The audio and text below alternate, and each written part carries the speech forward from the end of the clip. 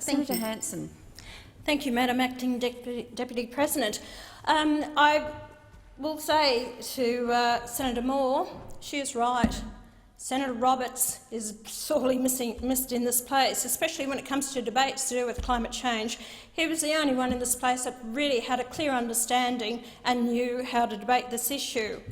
The fact is that I believe that a lot of people have been led down the garden path as far as climate change goes.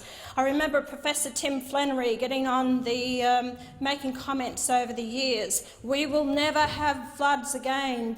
Our whole country is in drought, so therefore we must build these desalinisation plants. And the whole fact is, what do? We went out and built all these desalinisation plants to be left in mothballs, costing the taxpayers approximately around about $30 million a year. That's for one, to have it in mothballs. Listening to these professors who went and bleated their beliefs, which is never the case. Oh, and the fact is that we've got these rising seas and waters and all this flooding would happen. Well, it's yet to happen.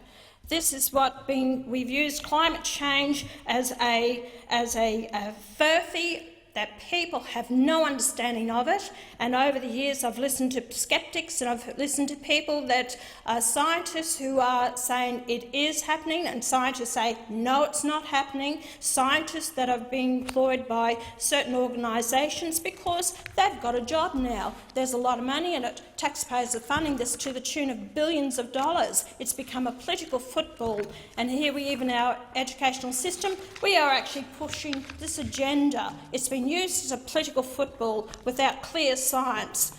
None of us, and not even myself, can get up and speak with regards to science. Do I know exactly what's happening? No, I don't. I have to rely on others to try and give the right information. How many times have we heard now that they've taken areas where they've the temperature out in deserts or in concrete jungles, and they actually come back with a temperature gauge and it's not the case at all?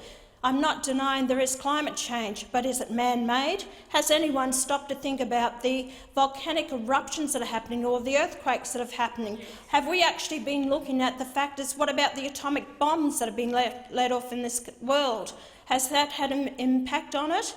The oceans actually make about 97% emissions that come out of the oceans, and we're talking about a small, minuscule amount that's supposed to be created by humans on the planet.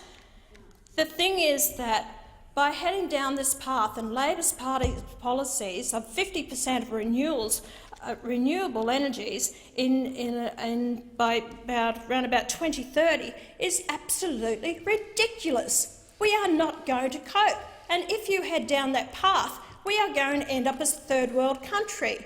We are feeling the effects of it now.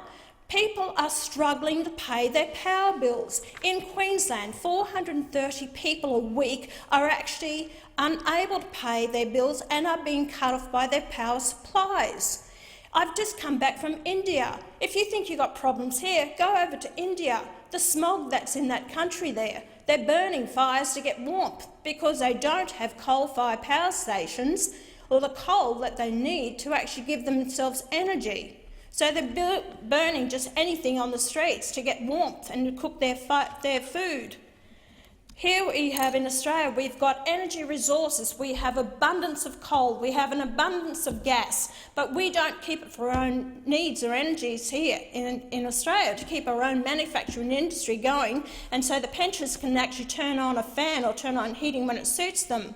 We are destroying our own country because you're headed down this path that we've got to appease everyone else without looking after protecting ourselves. Renewables will come. There will be a time for that, when we will actually have the technology to be able to store the energy. But to head down this path, destroying families, businesses, industries, manufacturing, when most of us in this place have no idea what we're talking about, we're making legislation.